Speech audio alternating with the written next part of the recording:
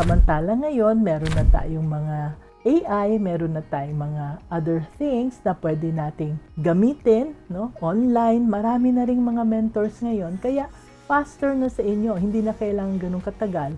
Pero it will still take time because maraming dapat ayusin. At habang inaayos mo yung negosyo mo, lumalaki yung negosyo mo, mas marami kang aayusin. For example, pagpalagay natin, yung kanina meron kang nabanggit na, meron tayong nabanggit na barbecue store. Kung masipag ka, ikaw ang nagba-barbecue, ikaw yung nagluluto, ikaw yung bumibili ng karne, ikaw yung nagmamarinade ng karne, ikaw yung nagtitimbang, tinutusok-tusok mo sa mga sticks and all, no? Ikaw yung nagbabantay, ikaw yung naghahanda, sisindi sa mga uling and so on, ikaw yung nagpapaypay, ikaw yung nagbebenta. Masipag alright? Pero one day, kung naisip mo na, ayoko na nito. Kasi sa isang gabi, ilang bang barbecue lang ang kaya mong ibenta mag-isa. Let's say marami kang customer, sige nag-hire ka ng marami, natutulong sa'yo, taga-buhat, pero ikaw pa rin, no? Ikaw pa rin, taga-sukli, meron kang nakikitang taga-sukli, pero i-check mo pa rin yung tama kung nangupit ba o hindi. Yun yung masipag. Pag naging marunong ka na, titingnan mo na yung mga sistema. Paano kaya na hindi ako mananakawan? Paano kaya, ilang kayang barbecue steak ang dapat kong ibenta? So, marunong ka nang mag-compute, marunong ka nang mag-costing.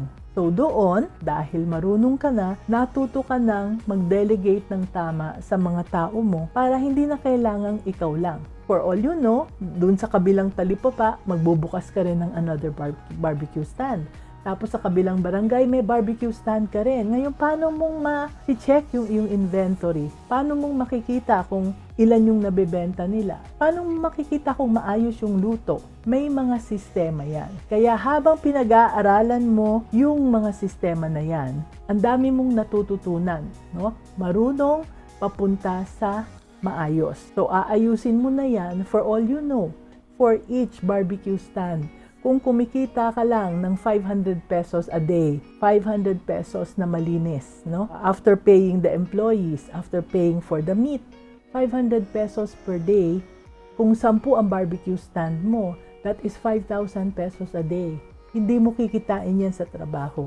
Kung 10 lang ang barbecue stand, tapos what if maging 20 na yung barbecue stand mo? Or 100 na yung barbecue stand? Hindi ba palaki ng palaki ng palaki? Same thing, copy-paste, copy-paste, copy-paste.